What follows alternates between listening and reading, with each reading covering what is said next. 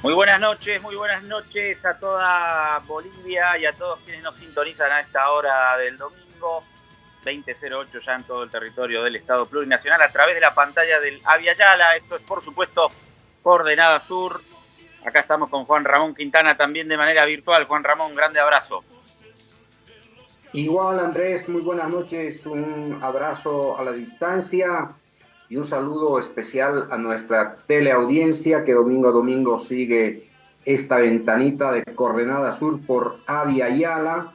Y hoy, domingo 14 de enero, tendremos tres temas que están hoy día muy en pantalla. El primero tiene que ver con la crisis en el Ecuador. Tenemos hoy mismo una crisis política en Guatemala, en la misma región de América Latina.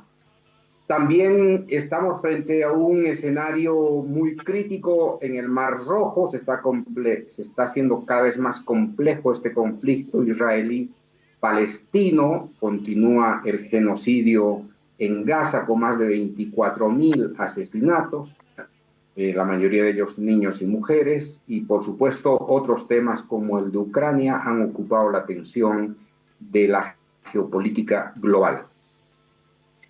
Inesperado lo de Guatemala, Juan Ramón. Ya vemos si podemos poner ya mismo imágenes en vivo de lo que está sucediendo en Centroamérica, porque hoy asumía Bernardo Arévalo. Hemos dado algún seguimiento en Coordenada Sur de los intentos de desestabilizar al nuevo presidente de Guatemala, hijo de quien fue uno de los líderes de la Revolución Nacional allá en la década del 40, que gobernó antes de Jacobo Arbenz.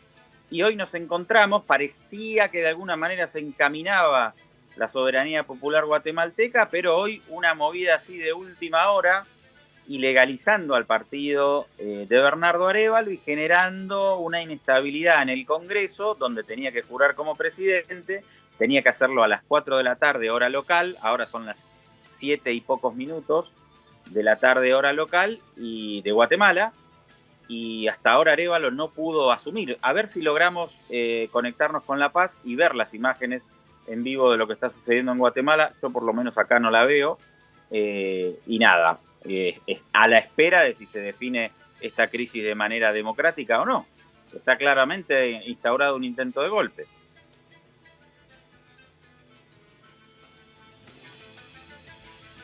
Decreto número 1-85 de la Asamblea Nacional Constituyente finalizó con la adjudicación de los cargos y declaró electos como diputados al Congreso de la República de Guatemala a 160 ciudadanos. Bueno, esto está pasando en vivo, se retoma la sesión. Vamos a mantener este formato de dejar nuestros micrófonos abiertos, Juan Ramón y al equipo en La Paz, y vamos a ir estando atentos. Cualquier cosa me avisan desde La Paz, porque yo no lo puedo chequear desde aquí, a ver qué está sucediendo. Y sí, finalmente parece que sí, ¿no, Juan Ramón? Que va a asumir Arévalo, pero realmente que es una situación muy delicada. Y obviamente, Juan Ramón, que forma parte de todos los procesos de desestabilización que estamos viviendo en la región y en el mundo. Yo comentaba hace un rato, te comentaba que esto parece un nuevo plan Cóndor, ¿no? Pero ya a nivel global. Sí, en el caso de Guatemala, a mí me resulta insólito lo que está ocurriendo. Un presidente que gana en la segunda vuelta electoral con una distancia abismal respecto a la segunda, Sandra Torres, de un partido conservador, e inmediatamente se inicia lo que se llama un lawfare, una guerra judicial contra esta agrupación ciudadana, contra este partido político Semilla de Bernardo Arévalo. Se trata de vetar su victoria electoral, tratando de criminalizar a este movimiento político que obviamente en la primera vuelta ganó con muy poco, menos del 14%, que le permitió pasar a la segunda vuelta. Bueno, se suponía que Bernardo Arévalo era el mal menor en un contexto de una profunda crisis política, judicial y económica por la que está atravesando Guatemala. y a mí me parecía que Arévalo tenía casi como asfaltada la avenida para llegar a ocupar el gobierno, pero al parecer una suerte de complicidad de facto entre los poderes político-judiciales están impidiendo que Arévalo asuma el gobierno. Paradójicamente, Arévalo estaría enfrentando una suerte de golpe judicial que está impidiendo que se cumpla el protocolo de acceso presidencial. Está ahí el rey Juan Carlos I, está el presidente Petro y otros invitados oficiales esperando en una situación muy crispada que se resuelva los problemas, diríamos, políticos en el marco de su Congreso guatemalteco. Esperemos que eso no llegue a mayores y que se facilite el acceso de Bernardo Arévalo al gobierno que ganó legítimamente en las urnas.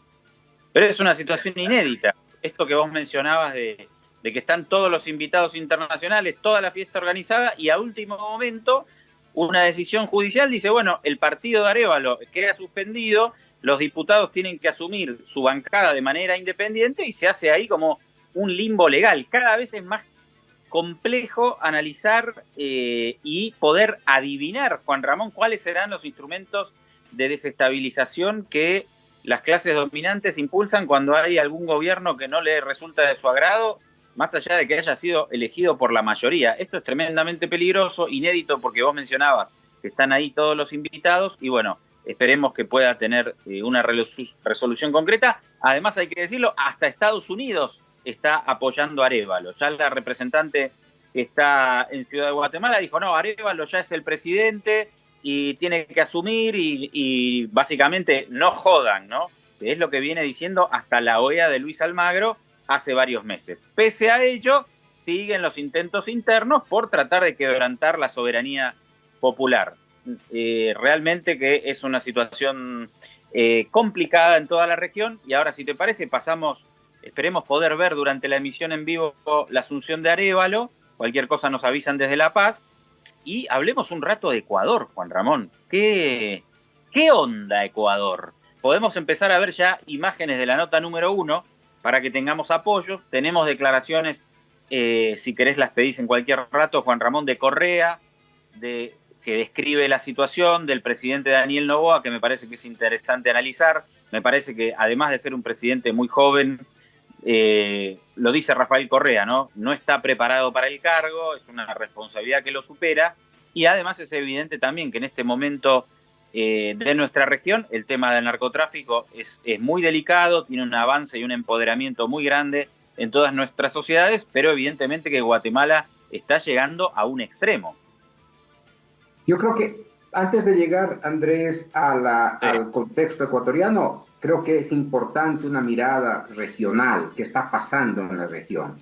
Me temo que la región está marchando de una manera sostenida a un escenario, ¿no?, de mucha inestabilidad.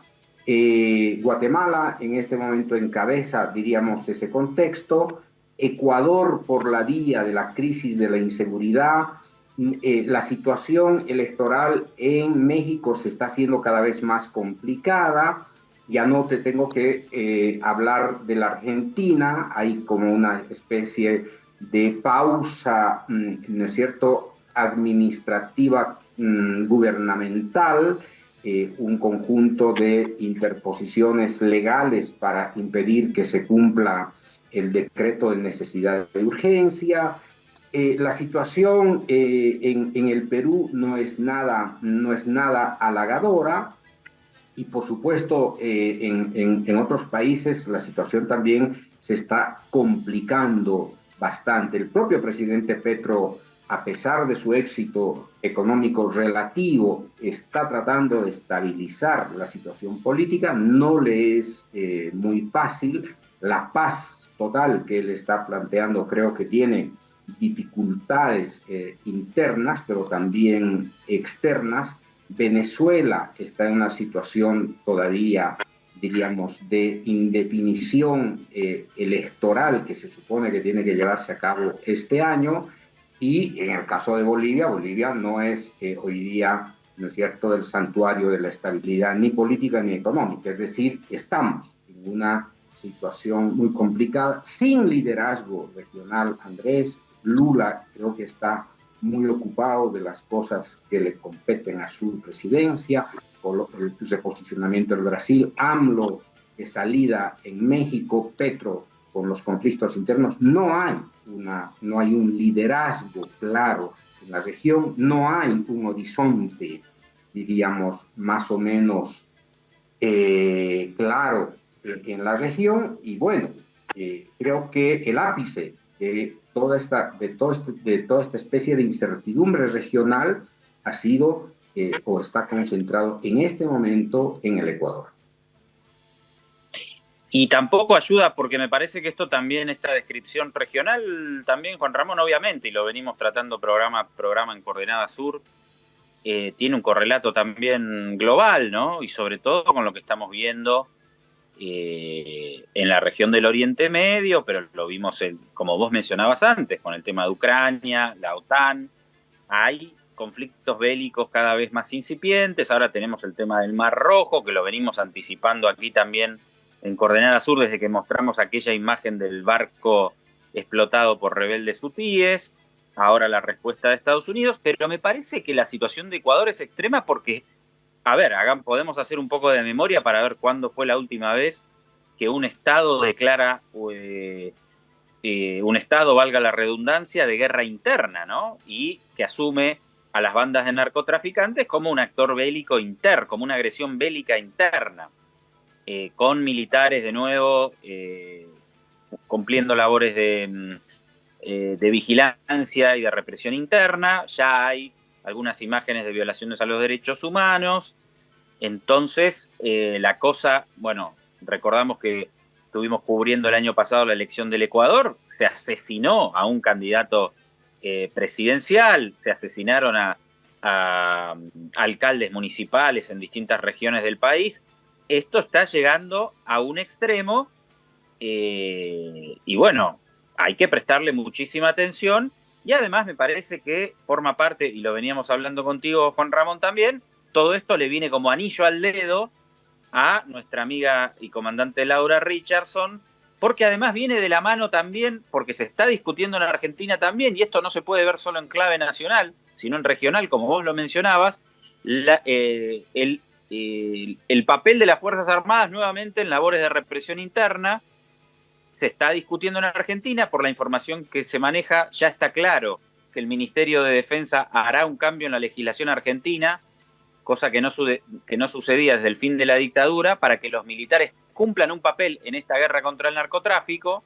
Patricia Bullrich, la ministra de Seguridad, ya le ofreció policías a Ecuador, y se anunció que en las próximas semanas va a haber importantes visitas de autoridades estadounidenses a Quito, entre ellas la de la jefa del Comando Sur, Laura Richardson. Esto también es imposible no leerlo en esa clave.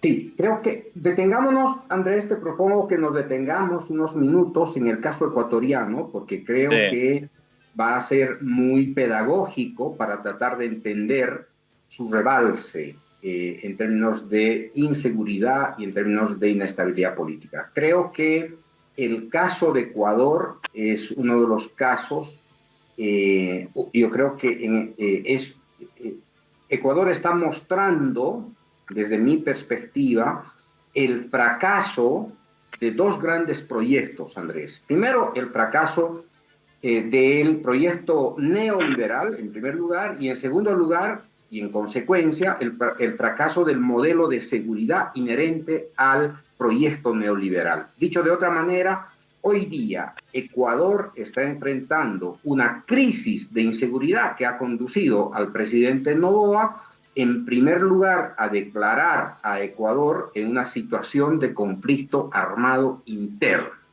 Su primer decreto, a partir de una implosión en las cárceles, a partir de una crisis profunda de ingobernabilidad carcelaria, el presidente Noboa propone declarar al Ecuador en situación de conflicto armado interno. Y tú decías, otorgándole facultades extraordinarias a las Fuerzas Armadas y a la policía. Y posteriormente a esta declaratoria, prácticamente el presidente Noboa ha declarado un estado de excepción. Perú hoy está viviendo un estado de excepción que era característico a los momentos más críticos de inseguridad nacional que enfrentó Colombia. Colombia es el país que más tiempo ha vivido un estado de excepción en América Latina. Bueno, el tercer, yo diría, el tercer escenario que nos está ofreciendo el Ecuador en este caso es un escenario vinculado a la, diríamos, a lo más cercano que se puede pensar del Ecuador es esta figura que los propios Estados Unidos amasaron conceptualmente de Estado fallido. El concepto de Estado fallido que se acuñó a principios del siglo XXI a partir del ataque a las Torres Gemelas le permitió a Estados Unidos hacer grandes despliegues de fuerza a lo largo y a lo ancho del mundo con el objetivo de tratar de sofocar, de contener los famosos estados fallidos. Por lo tanto, para Ecuador estaría ingresando, digamos, en la esfera del estado fallido y consecuentemente ha recibido un conjunto de adhesiones. Creo que 38, 40 países han ofrecido apoyo, cooperación, asistencia técnica para tratar de resolver el problema interno, que es una crisis profunda de inseguridad. De hecho, para terminar, las Fuerzas Armadas han asumido plenamente el control de las cárceles, desplazando a la policía, han establecido hoy que los narcoterroristas se han convertido en objetivo militar. Consecuentemente, podemos decir que el Ecuador está en una situación de guerra interna en la que el poder hoy día gira en torno a la capacidad, diríamos, y al potencial de las Fuerzas Armadas. Las Fuerzas Armadas, dicho de otra manera, se han convertido en los actores centrales para lograr controlar la inseguridad, contener la crisis carcelaria y o impedir que prospere este famoso,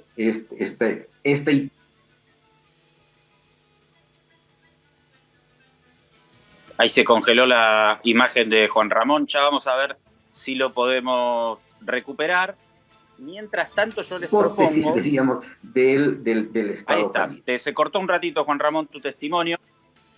Se me ha congelado por unos segunditos de imagen. Sí. Tuviste unos segundos congelado ahí. Vamos a ver una declaración que viene en la línea que vos estás marcando, que es del ministro de Defensa del Ecuador, y a mí me parecía que también, que es la número 5, ahora la vemos, y que a mí también me parecía como característica de este nivel de desorganización y de impericia que está poniendo sobre la mesa o denunciando el expresidente Rafael Correa. Después lo vamos a escuchar, pero vamos a ver esta declaración del actual ministro de Defensa, porque también configura el clima de conflicto interno que se está viviendo en ese país hermano.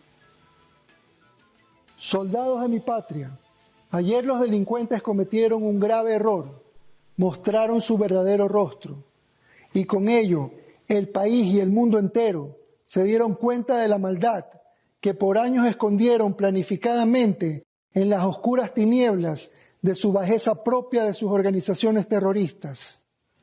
Quisieron amedrentarnos, pero despertaron a todo un pueblo. Quisieron infundir temor, pero despertaron nuestra ira. Creyeron que someterían a todo un país y se olvidaron que las Fuerzas Armadas están entrenadas para la guerra y que gracias a la voluntad de un gobierno y un presidente valiente, hoy legalmente, ya después de tantos años, podemos actuar. Y por ello, mi orden es proceder con firmeza y contundencia para empezar a transitar por el verdadero camino hacia la libertad. El tiempo de los delincuentes se acabó. Están advertidos.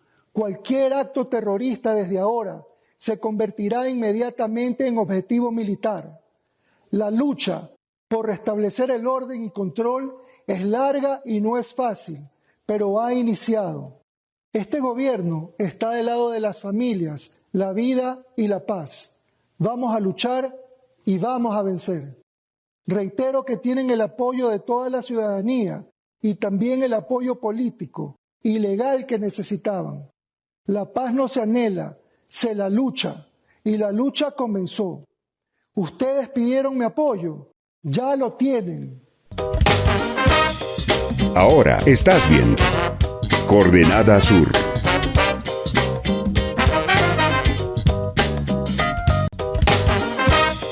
Continúas viendo Coordenada Sur.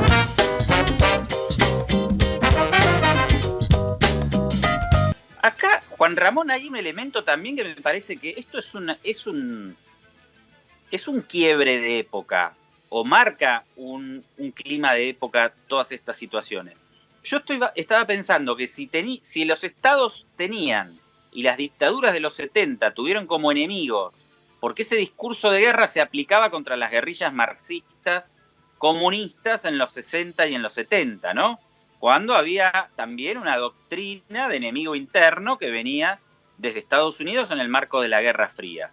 Ahora estamos viendo, y me parece que de manera medio sorpresiva, que estamos llegando a un nivel de beligerancia discursiva y dentro de nuestras sociedades similar, pero esta vez, porque además esta semana tuvimos esas tomas que seguro quienes nos seguirán habrán visto de los narcotraficantes llegando al canal de televisión y tomando las instalaciones, que era algo que hacían los movimientos insurgentes para dar a conocer sus comunicados en la época de la lucha armada. Bueno, ahora tenemos sorpresivamente otra lucha que es contra las bandas de narcotraficantes, pero tenemos nuevamente a militares en las calles patrullando y un discurso de guerra en las autoridades, esta vez democráticamente electas, muy entre comillas, porque eso habría que discutirlo seriamente.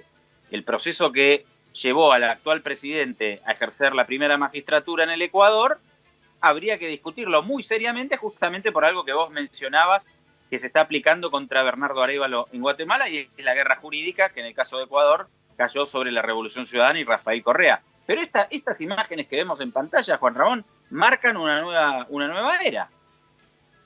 Sí, a ver, Andrés, creo que es importante precisar varias cosas. La primera, sobre la que tú estás apuntando, y que tiene que ver con una crisis de la seguridad, pero la crisis de la seguridad es un síntoma de una crisis estructural en el Ecuador.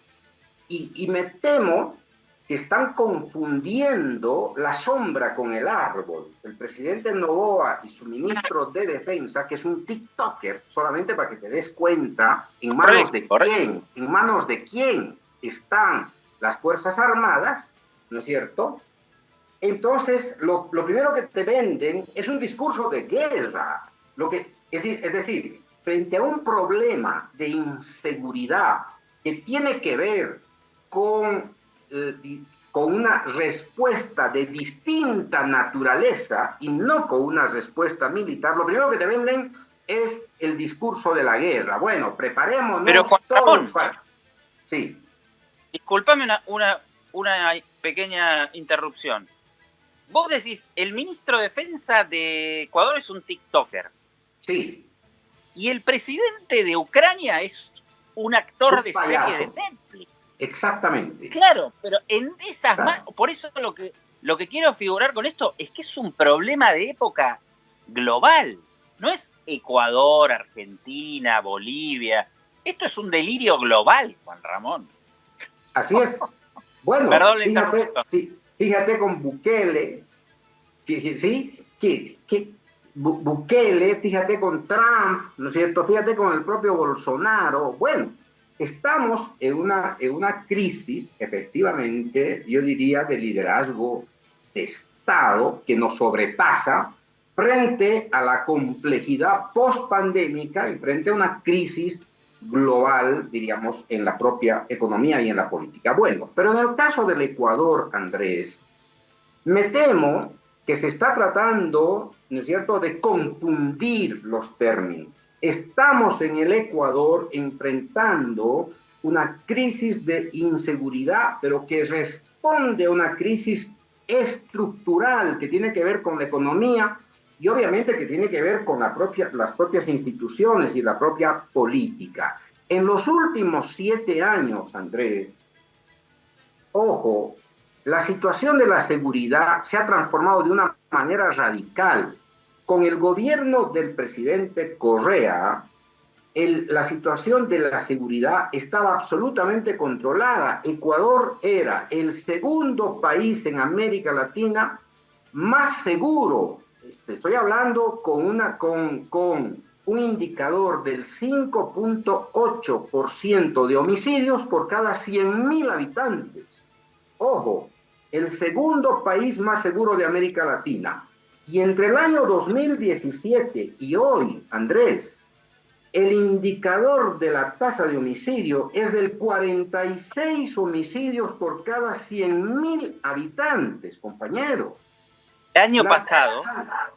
Mira, la tasa de encarcelamiento que se ha producido en los últimos años, distintas formas de violencia, etcétera, etcétera. Primer dato. Segundo dato es que así como se ha incrementado de manera astronómica la tasa de homicidio, en esa medida se ha fracturado el Estado ecuatoriano, se ha desinstitucionalizado el Estado ecuatoriano, se ha llevado adelante todo un proceso de privatización de las empresas públicas, se ha desregulado la economía, la dolarización ha golpeado más a la gente más pobre, pero además, Andrés, aquí ha habido un quiebre institucional. Desde el poder político se ha cooptado, se ha secuestrado al poder judicial, a la asamblea, al Congreso ecuatoriano,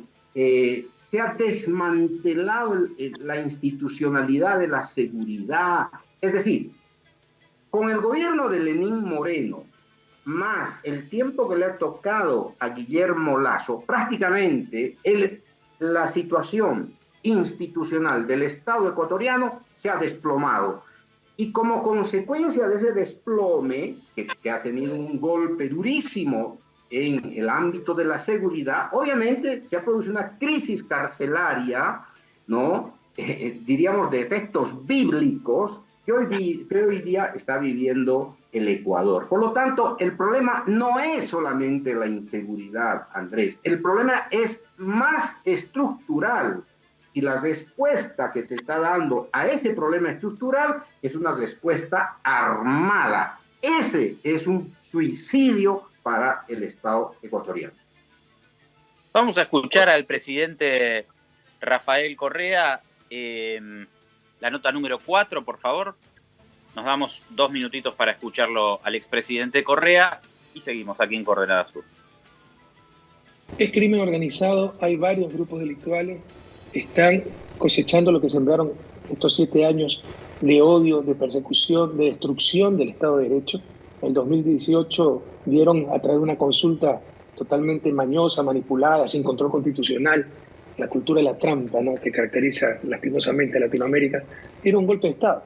Se apoderaron de Cortes, se apoderaron de Contraloría, Fiscalía, destituyeron hasta la Corte Constitucional, declararon 6 meses de vacancia constitucional, lo cual no existe un Estado de Derecho, y pusieron a los peores con tal de que nos persigan. Pura política, odio político, para tratar de eliminar a lo que ellos llaman el correísmo. Y desmantelaron el Estado para contradecirnos, también un poco por fundamentalismo ideológico, pero sobre todo para hacernos quedar mal. Correa tenía un Estado obeso, nosotros vamos a adelgazar. ¿Y cómo lo adelgazaron? Eliminaron el Ministerio Coordinador de Seguridad, que coordinaba hasta con Colombia, porque la droga viene de Colombia. Eliminaron el Ministerio del Interior, encargado solo de la policía exclusivamente y de la seguridad ciudadana. Eliminaron el Ministerio de Justicia, encargado de las cárceles. Y frente a esa descomposición y ausencia del Estado, poco a poco todo eso pasó al crimen organizado. En estos 7 años el crimen organizado ha crecido, se ha fortalecido, pero sobre todo ha dado un paso crucial. Ha infiltrado el Estado, ha infiltrado el sistema de justicia, ha infiltrado Fuerzas Armadas, ha infiltrado Policía Nacional.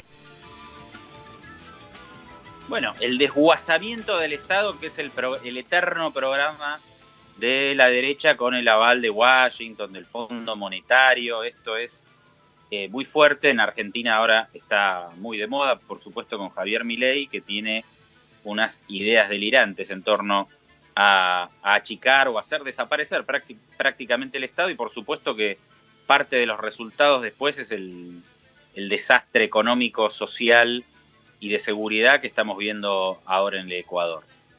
Vamos a ver ahora la parte de derechos humanos un segundo. Me parece que hay que poner un acento acá, Juan Ramón.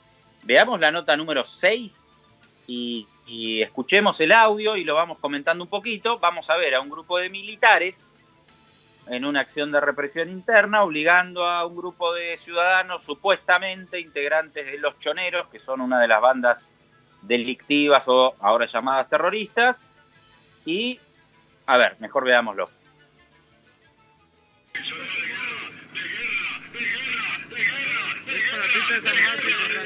Los volados, la mafia chonera, valen verga. Trabaja, cabrón. Eso. Trabaja,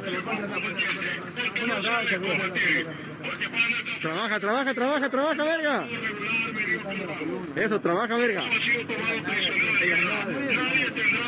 Creo que lo están pintando bien. Machete.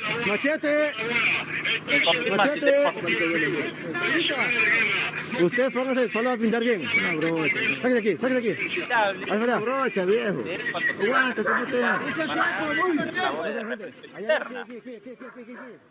La situación inevitable cuando salen los militares a la calle a controlar a la población. No es la función de las Fuerzas Armadas llevar adelante este tipo de acciones, por supuesto. Y cada vez que sucede en América Latina, los resultados son tenebrosos, por supuesto. Mira, Andrés, confundir el crimen organizado y ponerlo en la misma categoría del terrorismo, me parece que es algo demencial.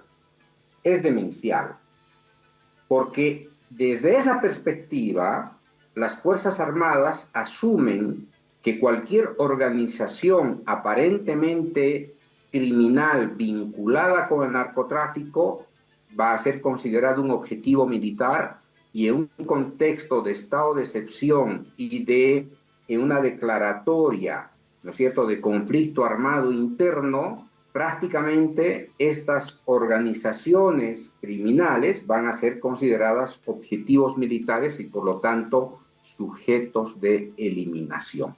Esto es algo de verdad terrorífico. Se está instalando el terrorismo de Estado legitimado por fuerzas políticas. Me parece que este es un salto al vacío y que esto va a conducir, en lugar de resolver por la vía de yo diría, de políticas sociales, que es lo que ha estado resolviendo el presidente Correa durante sus 2 mandatos, en lugar de responder con una política social agresiva, en lugar de convertir al Estado en un Estado protector, en lugar de que se respeten los derechos humanos, en lugar de invertir más en la población más vulnerable, en los jóvenes, en la cohesión social, en la recuperación del espacio público, lo que se les va a dar a los militares es dinero,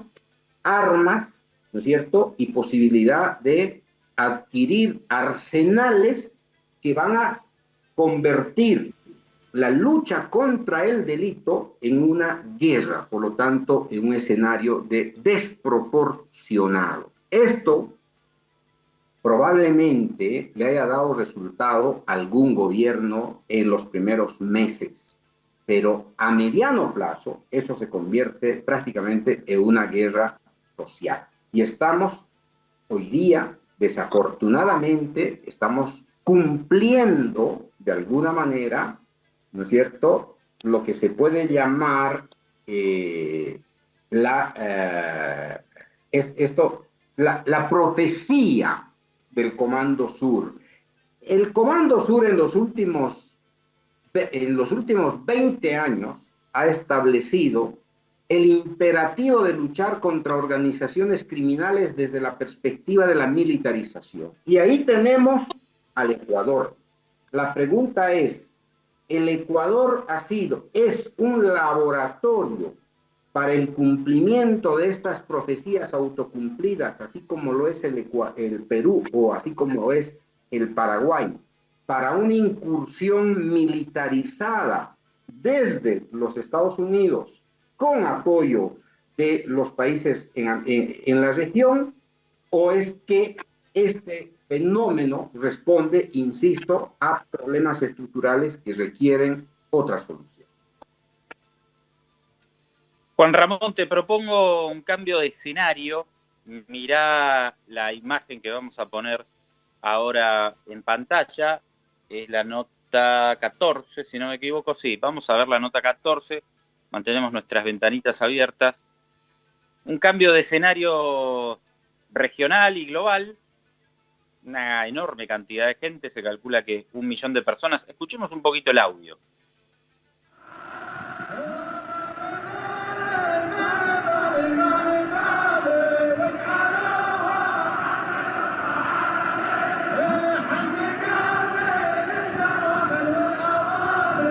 Esto ocurría en las últimas horas en Saná, la capital de Yemen. Juan Ramón, una movilización en solidaridad con Palestina y también de apoyo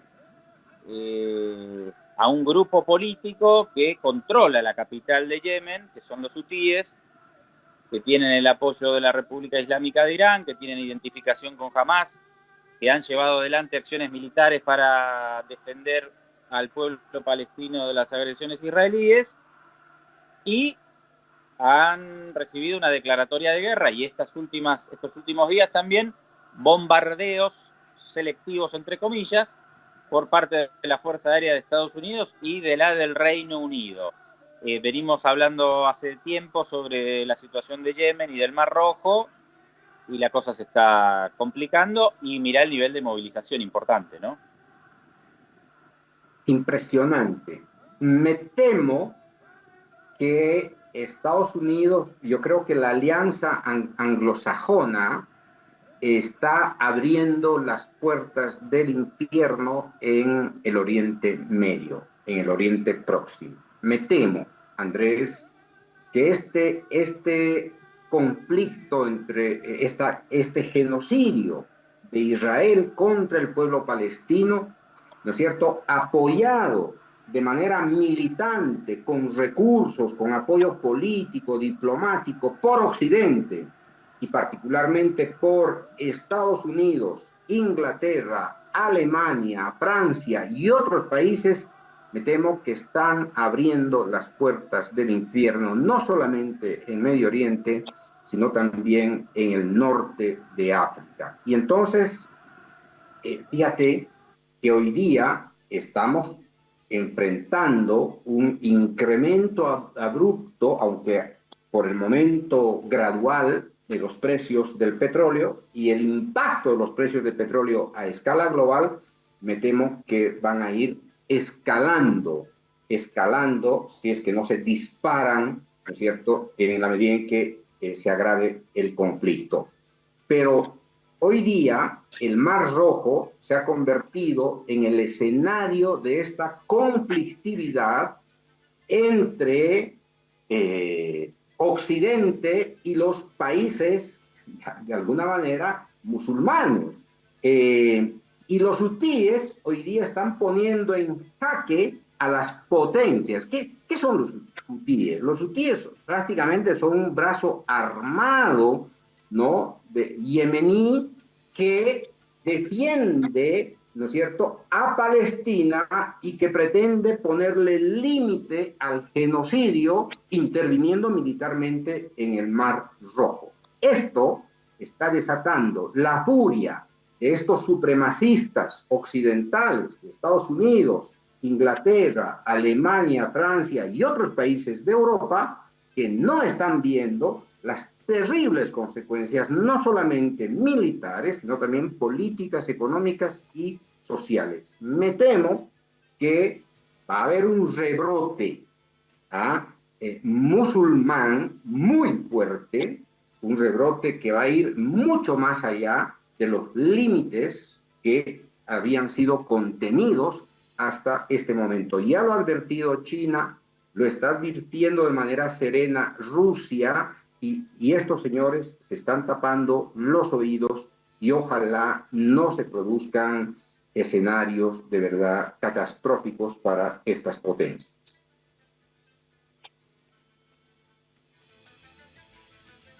Vamos a ver cómo informa sobre el conflicto de Yemen. Pasamos a la nota número 18, porque hay una declaratoria bélica de Estados Unidos en contra de Yemen y de los hutíes. Vamos a verla en la pantalla de la televisión alemana, porque las palabras son importantes, configuran, por supuesto, los escenarios que se van llevando adelante en la geopolítica internacional, y hay que ponerle mucha atención. Ya lo venimos haciendo aquí en Coordenada Sur. Vamos a ver cómo lo muestra la televisión alemana.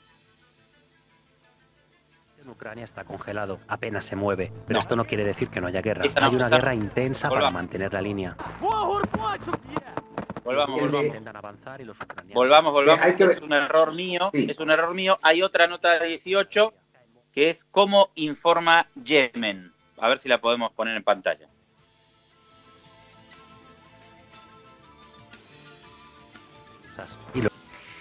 En medio de todo esto, Estados Unidos anunció la creación de una coalición internacional integrada por 10 países para garantizar la seguridad de los buques que transiten por el Mar Rojo, una vía marítima crucial para el comercio mundial. Y tras el inicio de la ofensiva de la guerra de Israel con Hamas en Gaza, los hutíes, que están respaldados por Irán, han lanzado varias descargas de misiles y drones contra el sur de Israel. Y también contra buques, con la bandera del Estado judío, aquellos de propiedad de empresas israelíes en el Mar Rojo y el estrecho de Bab al-Mandeb. Desde el pasado viernes, los principales grupos de transporte marítimo han ido anunciando que suspenden sus operaciones en el Mar Rojo, entre ellos Maersk, Hapag-Lloyd, y en algunas últimas horas se les ha sumado también la petrolera British Petroleum.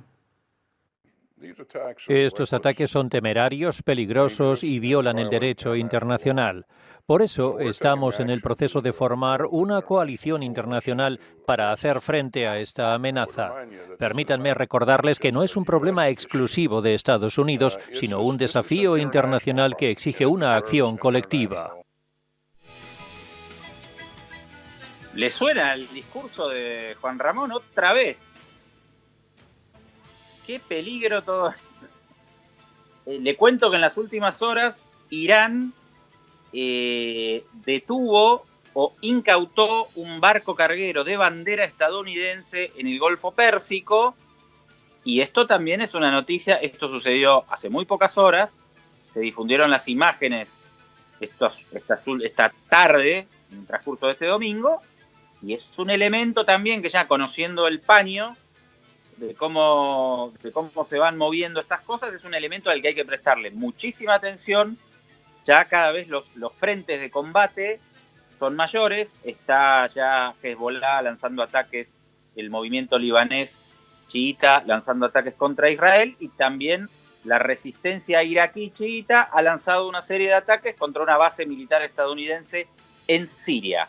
Y la declaración del alto funcionario, el secretario de Defensa estadounidense, es por demás gráfica, ¿no? Aunque ha pasado muy desapercibida con tantos frentes de conflicto que hay en estos momentos.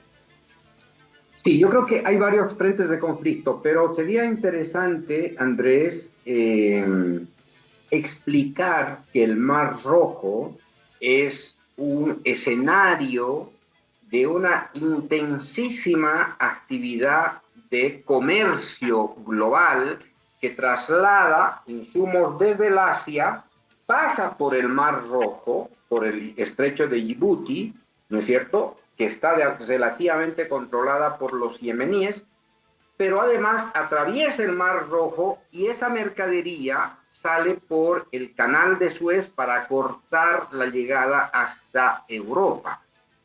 como hoy día hay conflicto en el Mar Rojo, entonces la ruta comercial del más o menos entre el 12 y el 15% del comercio global, pero fundamentalmente del petróleo y de gas, tiene que trasladarse, y eso implica el aumento de los costos de los productos comerciales y energéticos. Entre tanto, no se resuelva este conflicto. Primer dato. Segundo dato.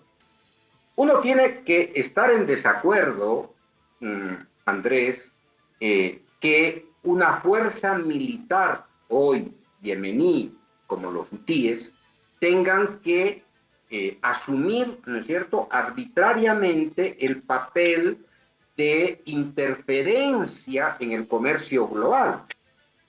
Yo creo que eso es condenable, como lo puede hacer cualquier otra fuerza. Sí, pero hay que explicar que esta decisión de los hutíes tiene que ver, ¿no es cierto?, con el conflicto que hoy día existe entre Israel y la Franja de Gaza.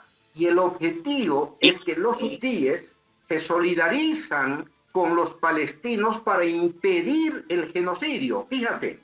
Y con una complicidad, Juan Ramón, con una complicidad de las grandes potencias que es insultante. Por eso, mientras Estados Unidos amenaza incendiar esta región del Medio Oriente para que continúe el flujo comercial, al mismo tiempo está diciendo que continúe el genocidio de Israel contra el pueblo de Gaza. Este es el tema, que no se malinterprete. Los hutíes lo que están tratando de hacer es frenar el genocidio de los israelíes contra los palestinos. Y a continuación, estas potencias, esta coalición internacional apoya militantemente el genocidio, ¿no es cierto?, garantizando esta vía comercial por la vía militar. Mira, el último escenario. Sudáfrica está llevando a Israel, al gobierno de Netanyahu, a la Corte Penal Internacional. Y resulta que los alemanes, por presión de los norteamericanos, se ponen del lado de los israelíes para que no sean procesados en la Corte Penal Internacional. ¿En qué mundo estamos? Juan Ramón, Alemania. Ya nos tenemos que ir, pero yo, mientras vos hablabas, yo pensaba, lo que están haciendo los hutíes es lo que debería hacer la ONU. ¿O no invadieron a Saddam Hussein por sospechar que tenía armamento letal? Acá no hay ninguna o sea, tenemos que dimensionar algunas cosas que suceden. Ya lo seguiremos charlando en el programa que viene, pero es realmente delirante el escenario que estamos viendo. Hay más de 10.000 niños asesinados en la Franja de Gaza y todavía las Naciones Unidas no han movido una uña, y cuando Saddam Hussein se le ocurrió cruzar la frontera con un tanque de guerra, le mandaron una misión internacional para derrocarlo, ¿no? Realmente es un delirio. La escena internacional que tenemos es gravísimo porque lo que está sucediendo en Gaza es inédito. Y bueno, ya no tenemos tiempo y yo no me quiero extender. Te mando un abrazo, como siempre la última reflexión, pero me parece que vale la pena que sigamos machacando sobre este tema en las emisiones que vienen, ¿no? Andrés, estamos asistiendo a un escenario global, me temo, no de desquiciamiento, sino de reafirmación del uso brutal, supremacista de la fuerza del poder militar occidental, bajo distintas modalidades, coaliciones, guerras, apoyos políticos y militares para lograr el genocidio. Creo que estamos en un contexto gravísimo de una verdadera crisis del sistema internacional que se supone debería garantizar en parte la estabilidad global. Primera cosa.